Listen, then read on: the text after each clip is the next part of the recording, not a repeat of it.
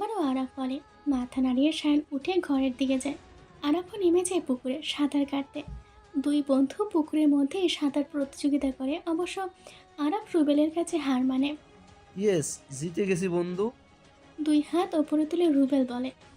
কিন্তু বন্ধু, জিতে তুমি হারলে। কথাটা বলি আরাফ রুবেলের লুঙ্গি নিয়ে তীরে উঠে যায়। ঘটনা এত দ্রুত ঘটে যে রুবেলের বুঝতে মিনিট খানেক সময় লাগে। পাড়ে দাঁড়িয়ে পেট চেপে আরাফ হাসতে থাকে। ডান হাতে রুবেলের লুঙ্গি আর গামছা উঁচিয়ে দেখায়। তুই আমার বন্ধু নামের শত্রু, এই কাজটা করতে পারলি শালা? দে আমার লঙ্গি ফেরত দে। রুবেল কাঁদো কাঁদো মুখ করে বলে। আমার তো বোন নাই, তাহলে শালা বানাবি কিভাবে? এটা কিন্তু বড় চিন্তার বিষয়, বুঝলি রবেল? চিন্তা করার ভং ধরে বলে আরাফ। সুযোগ পেলে কিন্তু সুদে আসলে বদলা নেমু, মনে রাখিস। তোর বউকে বিয়ার আসর থেকে ভাইগাইয়া নিয়ে যাবো, তখন কানতে কানতে চোখের পানি আর নাকের পানি এক করবি। ঠিক আছে বন্ধু, রুপি না হওয়া দুলাভাই, ইচ্ছে করিস এই যে লুঙ্গি রাখলাম এখানে নিয়ে নে, আমি যাই, টাটা। হাসতে হাসতে লুঙ্গিটা বসার জায়গায় রেখে গামছা দিয়ে চুল মুছতে মুছতে কলপারে পা বাড়ায় আরাফ। রুবেল অসহায়ের মতো লুঙ্গির দিকে তাকিয়ে থাকে। শিমুও এখানে নেই যে সাহায্য করতে বলবে। পানিতে বসে চিন্তা করতে থাকে কিভাবে এখান থেকে বের হবে সে। কলপারে গিয়ে আরাফ দেখে সানজিদা মাত্র গোসল সেরে বের হয়েছে। আরাফকে দেখে সানজিদা লজ্জা পেতে থাকে। সানজিদাকে দেখে আরাফের মুখভঙ্গির কোনো পরিবর্তন হয় না, উল্টো সে বিরক্ত হয় এই অবস্থায় কারোর সামনে পড়ার কারণে। সানজিদার দিকে না তাকিয়ে আরাফ কলপারে ঢুকে দরজা লাগিয়ে দেয়। সানজিদা মুখটা অমাবস্যার মতো করে স্থান ত্যাগ করে। এই সঞ্জু, লঙ্গিটা এদিকে ফিক্কা মার প্লিজ, না হলে মান ইজ্জত এখানেই বসে দিন পার করতে হবে। পুকুরের সামনে দিয়ে সানজিদা যাচ্ছিল, তখন ডাক দিয়ে বলে রুবেল। সানজিদা বোকার মতো কিছু না বুঝিয়ে লুঙ্গিটা পুকুরে ঢিল দেয়। যতক্ষণে ব্যাপারটা বুঝতে পারে ততক্ষণে রুবেলের হাতে লুঙ্গি পৌঁছে যায়। মুখ চেপে হাসতে হাসতে ঘরে যায় সানজিদা। জুম্মার নামাজ আদায় করে মহিউদ্দিন একটা দরকারি কাজে বের হয়ে যায়। খাওয়ার সময়টুকুও পায় না। সকালে খাওয়ার কারণে সায়ন আর দুপুরে খেতে চায় না। সে না খেয়ে রুমে গিয়ে ঘুম দেয়। বাকিরা খাওয়া শেষ করে বিশ্রাম করতে থাকে। এই যামিনী, বের হবি? যামিনীকে কল দিয়ে জিজ্ঞেস করে আরাফ। না রে, শ্রেয়া খেয়ে আবার ঘুমিয়েছে। আর আমারও ঘুম পাচ্ছে। হাই তুলে যামিনী জবাব দেয়। আরাফ কল কেটে রুবেলের দিকে তাকিয়ে বলে। সায়ন, সায়নও ঘুমোয়। তুই আর আমি যাই, সাথে জাহিদকে নেওয়া যায়। রুবেল আরাফকে বলে। আরাফ ঘড়িতে সময় দেখে বলে। চল যাই, ঘুরে আসি। দাঁড়া, ক্যামেরাটা বের করে আনি। এখানে এসেছি পর থেকে বেচারা ক্যামেরা অসহায় অবস্থায় আছে। জাহিদকে ঘুম থেকে তুলে জোর করে নিয়ে বের হয় আরাফ আর রুবেল। প্রায় 1 ঘন্টা ধরে ঘুরে ঘুরে প্রকৃতির ছবি তুলছে আরাফ। প্রকৃতি তাকে ভীষণ টানে। সময় পেলেই ক্যামেরা নিয়ে প্রকৃতির ছবি তুলতে ব্যস্ত হয়ে যায় সে। এখনকার গ্রামও মডার্ন হয়ে গেছে কি এক অবস্থা। রুবেল হতাশ গলায় বলে। ঠিক বলছেন ভাই। জাহিদও রুবেলের সাথে তাল মিলিয়ে বলে। আরাফ ক্যামেরা তাক করে আশেপাশের ছবি তুলছে। পিছনে ঘুরে ক্যামেরা দিয়ে দেখে একদল বাচ্চারা ছুটে আসছে। ক্যামেরা থেকে চোখ সরিয়ে সরাসরি সেদিকে তাকায় সে। বাচ্চারা দাঁড়াও, তোমাদের ছবি তুলি। বাচ্চাদের দিকে ক্যামেরা তাক করে বলে আরাফ। একটা বাচ্চা বলে ওঠে। এত তাড়া তোমাদের, যাচ্ছ কোথায় মাস্টার? ছবি তুলে প্রশ্ন করে আরাফ। কথাটা বলে বাচ্চারা চলে যায়। ক্যামেরা থেকে মুখ তুলে আরাফ বাচ্চাদের যাওয়ার পানে তাকায়। বাড়ি? রুবেল প্রশ্ন করে। ভাইজান কিছু চলেন বললি আরাপ? ফিরি, কালকে সকাল সকাল আপনাকে নিয়ে বের হমুনি। এখন বাড়ি চলেন, সন্ধ্যা নামবো একটু পর, আমার কাম আছে বাড়িতে। জাহিদ তাড়া দিয়ে বলে। আমি একটু পরে ফিরবো, তুমি চলে যাও। আরাফ জবাব দেয়। আমার 2 নম্বর ধরছে, এমার্জেন্সি অনেক। বন্ধু তুই থাক, গেলাম। চলো জাহিদ, জলদি। রুবেল চোখ মুছে খিসে বলে। চলেন চলেন। জাহিদ রুবেলকে নিয়ে চলে যায়। আরাফ মাস্টার বাড়ির রাস্তার দিকে এগোতে থাকে। যত কাছাকাছি যায় গানের শব্দও তত স্পষ্ট হতে থাকে। বাড়ির সদর দরজায় দাঁড়িয়ে দেখে পুরো উঠোন ভর্তি বাচ্চারা। সেখান থেকেই গানের শব্দ আসছে। বাচ্চারা গোল হয়ে কাউকে ঘিরে রেখেছে। ভিতরে গিয়ে দেখবে কিনা সেটা নিয়ে দ্বিধায় পড়ে যায় সে। সকল দ্বিধায় পিছনে ফিরে আরাফ উঠানের দিকে যেতে থাকে। সাউন্ড বক্সে রবীন্দ্রসঙ্গীত চলছে, সেই সঙ্গীতের সঙ্গে তাল মিলিয়ে মেয়েটা নৃত্য করছে। ছোটবেলা থেকে নৃত্যের প্রতি তার প্রবল আগ্রহ। ভিড় ঠেলে মাথা উঁচিয়ে আরাম ধীরে ধীরে সামনে চলে আসে যেখানে মেয়েটা নৃত্য করছিল। মেয়েটাকে দেখে আরাম বোকা বনে যায়। সম্পূর্ণ সাদা রঙের ফুল হাতার গোল জামা পরেছে, সাথে সাদা চুড়িদার।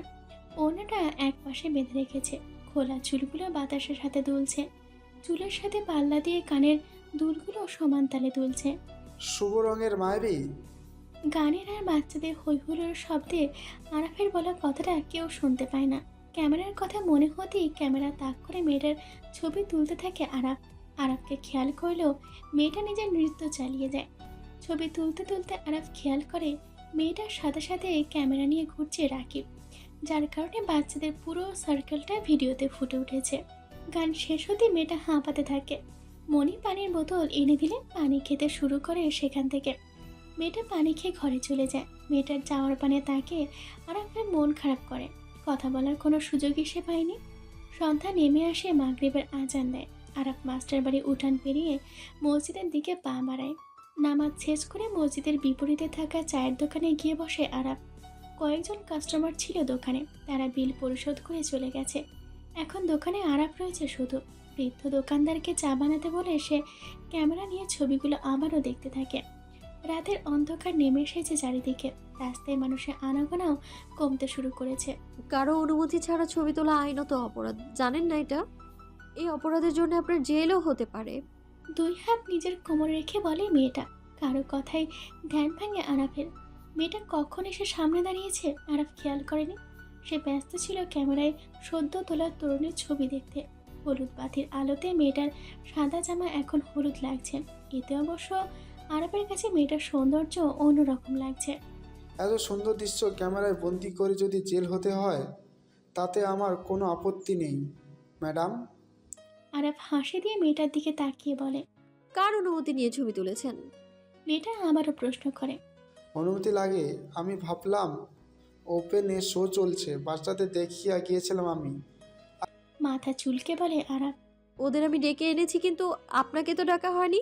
বিনা দাওয়াতে গিয়েছিলেন, আবার ছবিও তুলেছেন। ছবিগুলো ডিলিট করে দিবেন। কথাগুলো বলেই মেয়েটা হাঁটা দেয়। আরে মায়াবিনী, চা শেষ না করে দোকানদারকে 100 টাকার নোট দিয়ে সেদিকে ছুটে আরাফ। দোকানদার আরাফকে বলতে থাকে, কিন্তু আরাফ সেদিকে পাত্তা দেয় না। মেয়েটার সামনে এসে হাঁপাতে থাকে আরাফ। কি চাই আপনার? মুখভঙ্গি সিরিয়াস করে মেয়েটা জিজ্ঞেস করে। বেশি কিছু না, আপনার নামটাই জানতে চাই। হাসি দিয়ে বলে আরাফ। আপনি কি শুধু নাম জানতেই আমায় ফলো করছেন? মেয়েটা চমকে জিজ্ঞেস করে। মোটেও না, যেখানে যাই আপনি উপস্থিত হয়ে যান। আপনি বললেন আর আমি বিশ্বাস করলাম। সরুন, বাসা যাব। নামটা বলে যান। গাছ থেকে আম পেড়ে এনেছেন? আরাফ মাথা নাড়িয়ে না সূচক জবাব দেয়। তাহলে নাম কেন বলবো? আগে আম পেড়ে আনেন। কথাটা বলে মেয়েটা যেতে নিলে আরাফ হাত বাড়িয়ে পথ আটকে বাধা দেয়। এটা বাদ দেন, অন্য যা করতে বলবেন করব, কথা দিচ্ছি। মেয়েটা একটু ভেবে বলে। নিশ্চিত তো আপনি? একদম শতভাগ নিশ্চিত তো আমি। ঠিক আছে, সেদিন সকালে যেখানে দেখা হয়েছিল সেখানে ঠিক সেই সময় উপস্থিত হবেন, তখন বলবো কি করতে হবে। ঠিক আছে, আমি উপস্থিত হব। আরাফের জবাব শুনে হাসতে হাসতে মেয়েটা বলে। মশাই, আপনি বড্ড বোকা। আরাফ কি বলবে ভেবে পায় না। এর মধ্যে মেয়েটা বাড়ির দিকে হাঁটা শুরু করে। আপনার নামটা এখনো বলেন প্লিজ। এই যে মিস চাশমিস। আরে ধুর, মিস সাদা জামা। ব্যস্ত গলায় আরাফকে ডাকতে থাকে। ঘাড় ঘুরিয়ে মেয়েটা হাসি মুখে জবাব দেয়। রায়দা নাম আমার, তবে সবাই রায় বলে ডাকে। রিমেম্বার ইট, আম রায়। রায়দার শেষে বলা রায় শব্দটা একটু জোরে বলার কারণে সেটা আরাফের কানে প্রতিধ্বনি করতে থাকে। হাসতে হাসতে রায় চলে যায়, আর আরাফ সেখানেই বুকের বাঁ পাশে হাত রেখে দাঁড়িয়ে মুগ্ধ হয়ে রায়ের হাসি মুখ দেখে। আরাপ, তুই তো শেষ। এখন এই রায়ের জাল থেকে কেউ তোকে বাঁচাতে পারবে না। নিজের মাথায় নিজের থাপ্পড় মেরে বলে আরাফ। সারা বিকাল ভিডিও শ্যুট করে বেশ ক্লান্ত হয়ে যায় রায়। তখন রাকিব, মনি সহ বাকি বাচ্চাদের বাড়ি ফিরে যেতে বলে। সন্ধ্যার পর অন্ধকার নেমে এলে নিজেই গিয়ে এগিয়ে দেয় সকলকে। যেদিন এই গ্রামে এসেছে সেদিন থেকেই রাকিব আর মনি এর সাথে ভাব জমে যায়। মনিদের আর্থিক অবস্থা ভালো না, সেই জন্য প্রাইভেট পড়তে পারে না স্যারদের কাছে। একথা রায় জানতে পেরে মনি, রাকিব সহ কয়েকজন বাচ্চাদের নিজে থেকে সন্ধ্যার পর ডেকে পড়ায়।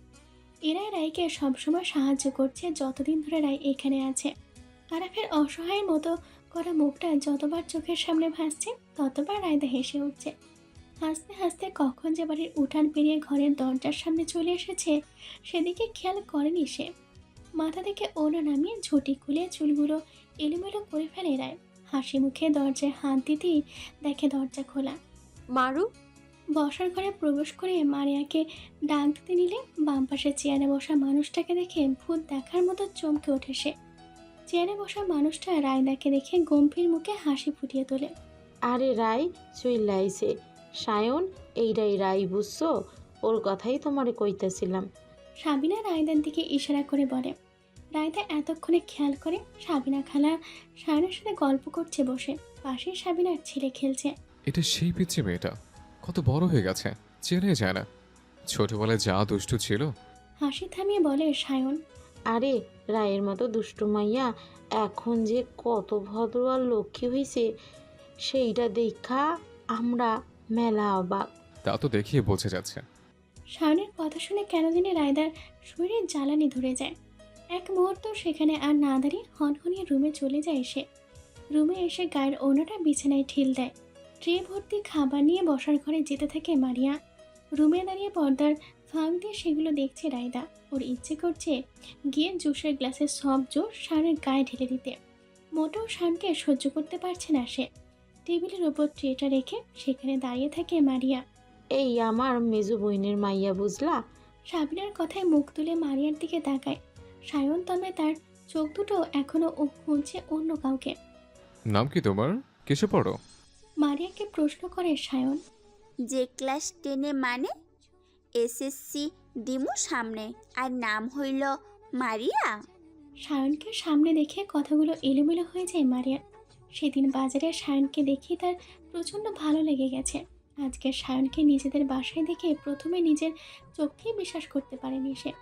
সদ্য কিশোরীতে পা দেওয়া মারিয়ার ছোট্ট মনে অজান্তেই জায়গা করে নিচ্ছে সায়ন। তুমি আমার অনেক ছোট, আমি তোমার বড় ভাইয়ার মতো, বুঝছো? ভালো করে পড়াশোনা করবা। সায়নের মুখে ভাইয়া ডাকটা শুনে চোখ মুখ কুঁচকে ফেলে সে। বাবা তুমি বহো, আমি একটু দেখা আহি আমার রান্নার কি অবস্থা। আজকে তোমারে না খাওয়াইয়া পাডামু না। আরে খালামুনি, এসব লাগবে না, আমি বাসায় গিয়ে খেয়ে নেব, সমস্যা নেই। না না তুমি বহো, আমি জামু আর আমু। কথাগুলো বলে রান্নাঘরের দিকে যায় সাবিনা। মারিয়া হ্যাংলার মতো সায়নের সামনে বসে ওর দিকে তাকিয়ে থাকে।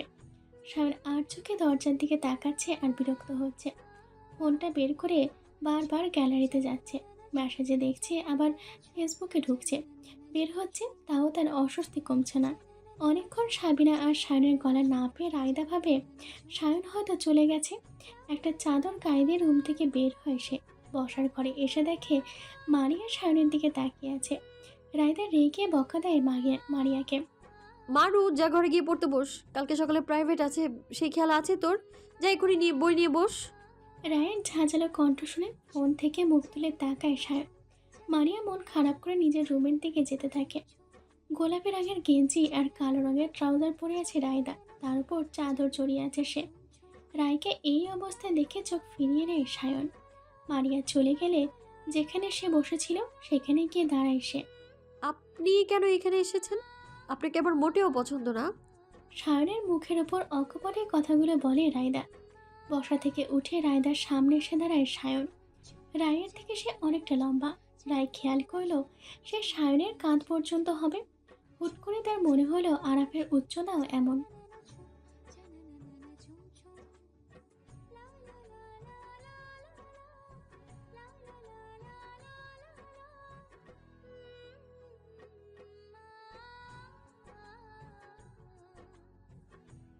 সায়নের এমন প্রশ্ন শুনে চমকে ওঠে সে।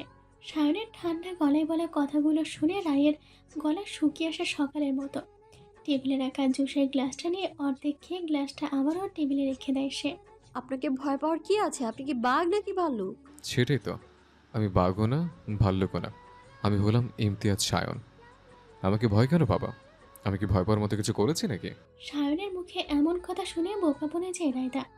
কিছু বলতে নিলেই সাবিনার গলার স্বর পায় সে। বিরক্ত হয়ে রায়দা নিজের রুমের দিকে যায়। রুমে এসে দেখে মারিয়া বই খুলে উদাসীন হয়ে বসে আছে। মারিয়াকে ঝাড়ি মেরে পড়তে বলে রুমে পায়চারি করতে থাকে সে। সায়নের হাবভাব কিছু বুঝতে পারছে না, তার উপর সায়নের থেকে কথা বের করতে গিয়ে উল্টো কথার জেলে ফেসে যাচ্ছে সে। মিনিট 10 পর সাবিনা এসে রায়দাকে খাবার ঘরে ডাকে, কিন্তু রায়দা যেতে চায় না। এক প্রকার অনুরোধ করে রায়দাকে খাবার ঘরে নিয়ে যায় সাবিনা। খাবার ঘরে এসে রায়দা দেখে টেবিলে চালের রুটি আর বাটি ভর্তি মুরগির মাংসের তরকারি রাখা। সে বুঝতে পারে আলিয়া বেগম তার জন্য চালের রুটি বানিয়েছে, তবে এতে এসে ভাগ বসেছে সায়ন। সায়ন মাংস রুটি খাচ্ছে আর আলিয়া বেগমের প্রশংসা করছে। তীক্ষ্ণ দৃষ্টিতে সায়নের দিকে তাকিয়ে খেতে থাকে রায়দা। সায়ন খুব মজা করে খাচ্ছে আর আলিয়া বেগম এবং সাবিনার সাথে গল্প করছে। রায়দা চুপচাপ কোনো মতে একটা রুটি খায়। তার অবস্থা দেখে মনে হচ্ছে সে মেহমান আর সায়ন এই ঘরের ছেলে। খাওয়া শেষ হলে সায়ন ঘড়ি বের করে এর সময় দেখে নেয়। নানু, আমাকে এবার ফিরতে হবে, রাত হয়ে গেছে। আমার ফোনে আবার চার্জ নেই, তাই কেউ কল দিলে পাবে না, পরে সবাই চিন্তা করবে। এই অন্ধকারে যাইতে পারবা? টর্চ তো নাই তোমার লগে। এক কাম করো, আমাগো টর্চ নাও। আলিয়া বেগম টর্চ এনে সায়নকে দিতে নেয়। আরে না নানু, টর্চ লাগবে না, যেতে পারবো। তবে মেইন রাস্তা পর্যন্ত আলো পেলে যেতে আমার সুবিধা হতো। সায়ন নাকচ করে বলে, সাবিনা, তোর ওর পোলাডারে খাওয়াইতেছে, খাড়াও আমি আইতাছি। আলিয়া বেগম বলে। আরে না নানু, আপনাকে কষ্ট করতে হবে না, আমি যেতে পারবো। সায়ন আলিয়া বেগমকে বাধা দেয়। না না, তা কেমনে হয়? অন্ধকারে যদি পইরা যাও তখন কি হইব? এই রাই, তুই কি একটু ওরে মেইন রাস্তা পর্যন্ত দিয়া আইতে পারবি? আলিয়া বেগম রায়দাকে জিজ্ঞেস করে। রায়দা বিরক্ত হয়ে কোনো উত্তর দেয় না। আলিয়া বেগম টর্চটা রায়দার হাতে দেয়। ওই দিন আছার খাইয়া পড়ছিলাম, পরে মাজাডায় মেলা ব্যথা পাইছি, অহন একটু জিরামু। কোমরে এক হাত রেখে বলে আলিয়া বেগম। আচ্ছা নানু, থাকেন, আমি আসি। বিদায় নিয়ে ঘর থেকে বের হয় সায়ন। রায়দাও পিছু পিছু টর্চ জ্বালিয়ে বের হয়। উঠান পেরিয়ে কাঁচা রাস্তা দিয়ে দুজনে যেতে থাকে। খপ করে রায়দার হাত থেকে টর্চটা কেড়ে নেয় সায়ন। কি সমস্যা আপনার? টর্চ কেড়ে নিয়ে বন্ধ কেন করলেন? বিরক্ত হয়ে জিজ্ঞেস করে রায়দা। তোমার কাছ থেকে কিছু উত্তর চাই, তাই। সায়ন সোজা সাপটা বলে। আমি আপনাকে কেন উত্তর দিব? আমি কাউকে কোনো উত্তর দিতে বাধ্য নই, স্পেশালি আপনাকে। রায়দার বাম হাত টেনে ধরে আঙুল টর্চ মেরে দেখতে থাকে সায়ন। আরে হাত টানছেন কেন? অসভ্য লোক, ভদ্রতা শেখেননি? আমি কিন্তু চিৎকার করে লোক জড়ো করব। সায়নের হাত থেকে নিজের বাম হাত ছাড়ানোর জন্য মোচড়ামোচড়ি করতে থাকে রায়দা। তুমি কি জানো তোমার হাতের নখের নেল পলিশের কাছে তুমি হেরে গেছো? সেদিনও তুমি এই কালো রঙের নেল পলিশ নখে দিয়েছিলে। সে রাতেই তোমার নখ দেখে বুঝে গেছিলাম। বিকেলে যার সাথে দেখা হয়েছিল সে মেয়েটা তুমি। সায়নের কথা শুনে রায়দার হাত মোচড়ামোচড়ি বন্ধ হয়ে যায়। সায়ন হাতের বাঁধন আলগা করে দিতে রায়দা হাত টেনে ছাড়িয়ে নেয়। দেখো, তুমি খামচি দিয়ে সেদিন বিকেলে আমার হাতে দাগ বসিয়ে দিয়েছ। এত বড় নখ কেউ রাখে বলো? নিজের ডান হাতে টর্চ মেরে বলে সায়ন। আসলে আমি ইচ্ছে করে খামচি দিইনি, ভুলবশত হয়ে গেছে। আর সেদিন যা ঘটেছে সবই আমার অনিচ্ছায় ঘটা। গলার স্বর নরম করে বলে রায়দা। আইসাজ, তারপর সে বরিশালে ভাষা বলার কারণ? টর্চ বন্ধ করে বলে সায়ন। আপনাকে এত কিছু কেন বলবো? অজান্তে আপনাকে ব্যথা দিয়েছি, সেই জন্য আমি দুঃখিত। কিন্তু তার মানে এই না যে আপনার সকল প্রশ্নের উত্তর দেব। Don't cross your limit mister Sayan. দিন আমার টর্চটা, আমায় দিন, বাসায় যাব আমি। যদি লিমিট ক্রস করি তাহলে কি হবে বলো রায়? রায়ের কাছাকাছি এসে ফিসফিস করে বলে সায়ন। সায়নের ফিসফিস করে বলা কথাগুলো কাঁটার মতো রায়দার শরীরে বিঁধতে থাকে। ধাক্কা মেরে সায়নকে সরিয়ে দিতে নিলেই অন্ধকারের মধ্যে সায়ন তার হাত আবারও ধরে। তোমার প্রধান সমস্যা তুমি কখনোই কোনো প্রশ্নের ঠিকঠাক উত্তর দিতে চাও না। অভ্যাসটা পাল্টাও রায়, আমার কিন্তু এসব মোটেও পছন্দ না। আপনার পছন্দে গুল্লি মারি, হাত ছাড়ুন অসভ্য লোক কোথাকার। আপনার মতো বেহায় আমি আর দুটো চোখে দেখিনি। সুযোগ বুঝে খালি স্পর্শ করা ধান্দা করছেন না? রেগে গিয়ে বলে রায়দা। ইমতিয়াজ সায়ন এক পিসই আছে। এই পৃথিবীর বুকে তুমি সারা জীবন খুঁজলেও আরেক পিস পাবে না। আর অসভ্যতা কিংবা বেহায়াপন আমি এখনো করিই নি। শুধু শুধু তুমি আমি অপবাদ দিচ্ছ। ধাক্কা মেরেছিলে যেভাবে, আমি তো ডুবে পড়ে যেতাম, তাই তোমার হাত ধরলাম। কথাটা বলে রায়দার হাত ছেড়ে দেয় সায়ন। রায়দার হাত ছেড়ে দিয়ে টর্চটা জ্বালিয়ে হাতে ধরিয়ে দেয় সায়ন। টর্চ দিয়ে সায়নের হাতে বাড়িয়ে দেয় সে। রায়, আমি দাঁড়াচ্ছি, তুমি জলদি ঘরে যাও। সায়ন গম্ভীর গলায় বলে। আপনি এই কাজটা একদম ঠিক করেননি। আপনার সাহস কি করে হয় আমার হাত ধরার? আমার সাহস এখনো দেখায়নি, দেখতে চাও? কথায় না ফেরা রায়দা উঠানের দিকে যেতে থাকে। একবার ঘাড় ঘুরে পিছনে তাকিয়ে দেখে সায়ন ফোন টিপছে। চোখ বড় বড় করে সেদিকে তাকায় সে। তার মানে সায়ন মিথ্যা বলে তাকে ঘর থেকে বের করেছে। রাগে জিদে সোজা ঘরে গিয়ে দরজা আটকে দেয় রায়দা। বসার ঘরের টেবিলের দিকে চোখ গেলে দেখে তার আর আধ খাওয়া জুসের গ্লাসটা খালি। এ বিষয়ে আর মাথা না ঘামিয়ে নিজের রুমের দিকে চলে যায় সে। রায়দা চলে গেলে স্বস্তির নিঃশ্বাস ফেলে চেয়ারম্যান বাড়ির দিকে পা বাড়ায় সায়ন। একা একা হাঁটছে রায়দা। সকালে ঠান্ডা বাতাসে তার বেশ ভালো লাগে। গ্রামে এসেছে পর থেকে প্রতিদিন সকালে হাঁটতে বের হয় সে। চোখ বন্ধ করে গভীর শ্বাস নেয়। ফেরার পথে দূর থেকে আরাবকে দেখতে পায় সে। হাত নাড়িয়ে আরাব তাকে থামতে ইশারা করে। শ্যামবর্ণীয় পুরুষকে ছাই রঙের গেঞ্জিতে বেশ লাগছে তার কাছে। গত রাতে আরাবকে কেন এই সকালবেলা দেখা করতে দেখেছে সে নিজেও জানে না।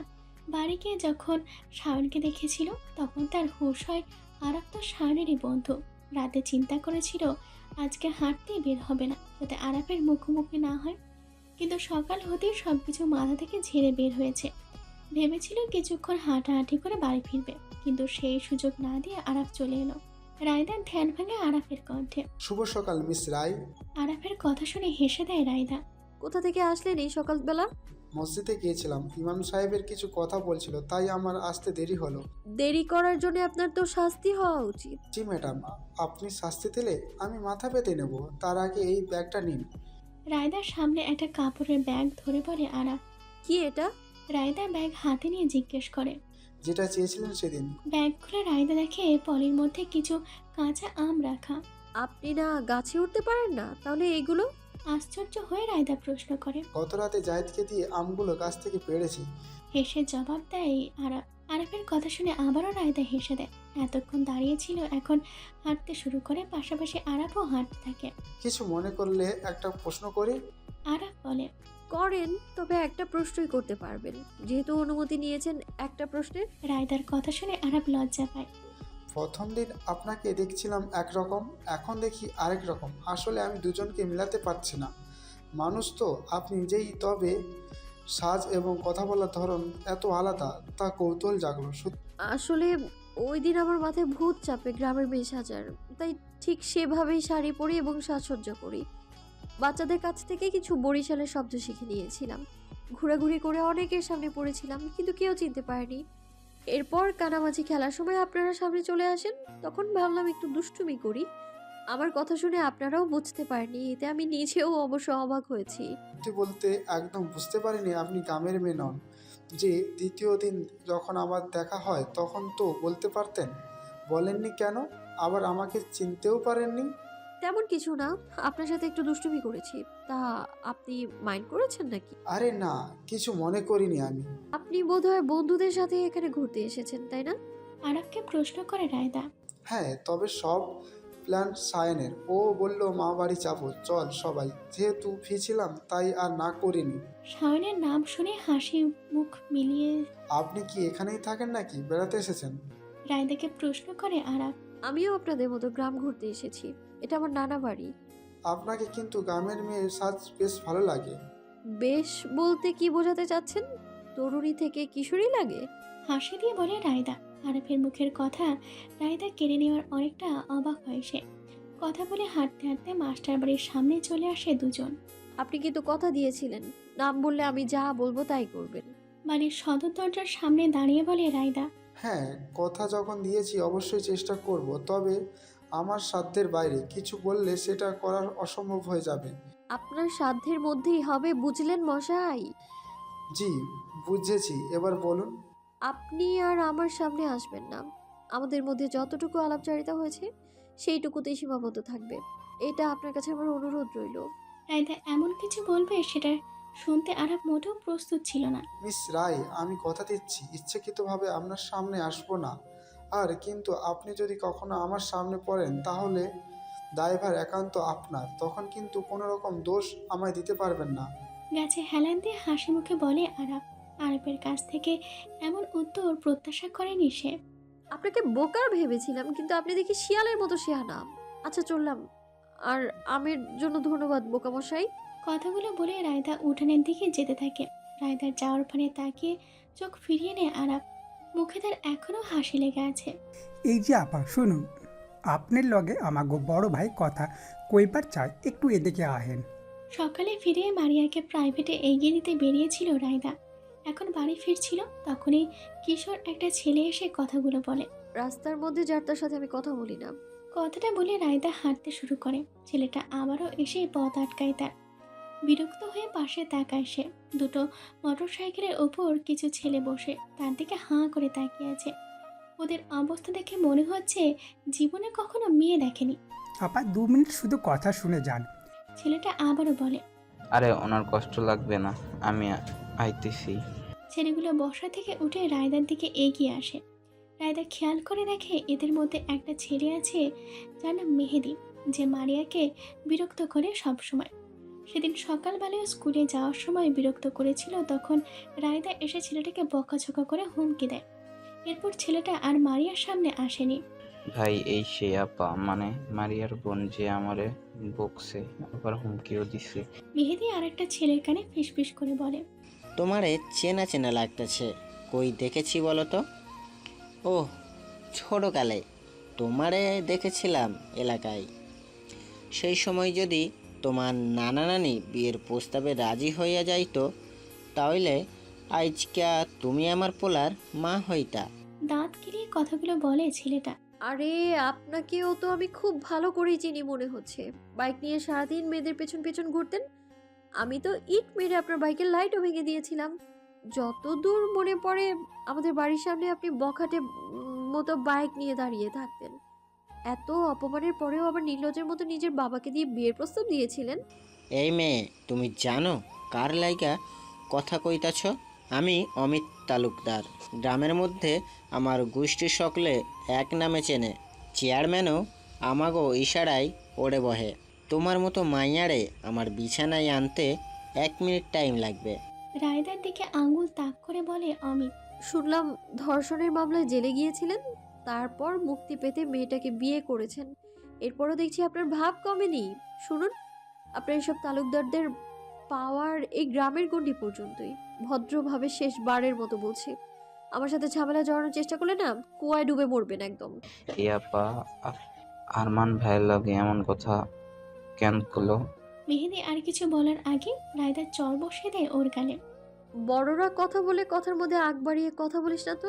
ভদ্রতা শিখিসনি? বয়স তো মনে হয় 18 হবে। আর আমার বয়স জানিস? আমি তোর বড় আপুর বয়সী, তাই কথাবার্তা সাবধানে বলবি। আর হ্যাঁ, পরের বার যদি তোকে মারিয়ার আশেপাশেও দেখেছি, তাহলে ঠ্যাং ভেঙে তালুকদার বাড়িতে পার্সেল করে দিব একদম। শুনুন, অমিত তালুকদার আপনার ছোট ভাইকে সামনে রাখবেন। রেখে কথাগুলো বলে বাড়ির দিকে হাঁটা দেয় রায়দা। অমিত সহ বাকি ছেলেরাও হাঁ করে তাকিয়ে আছে। তারা বিশ্বাসই করতে পারছে না একটা মেয়ে এসে এভাবে তাদের অপদস্থ করে গেল। মেহেদি গালে হাত দিয়ে ছলছল চোখে তাকিয়ে আছে। রায়দা যখন চর দিয়েছিল তখন কিছু মেয়ে এবং মুরব্বীরা দেখে নেয়। অমিত রাগে বাইকের কাছে গিয়ে লাথি মারে। বিকেলবেলা রুমে বসে ল্যাপটপে কাজ করছিল রায়দা। পড়ার টেবিলের দিকে চোখ গেলে দেখে মারিয়া সাজুগুজু করছে। অসময়ে মারিয়াকে সাজতে দেখে বেশ অবাক হয় সে। টেবিল থেকে উঠে দাঁড়িয়ে মাথায় ঘোমটা দেয় মারিয়া। 2 বিনুনি করা লম্বা চিলগুলো দুপাশে ঝুলছে। রায়দা খেয়াল করে দেখে তার এই গোলাপি রঙের লিপস্টিক ঠোঁটে দিয়েছে মারিয়া। এদিকে আয় তো।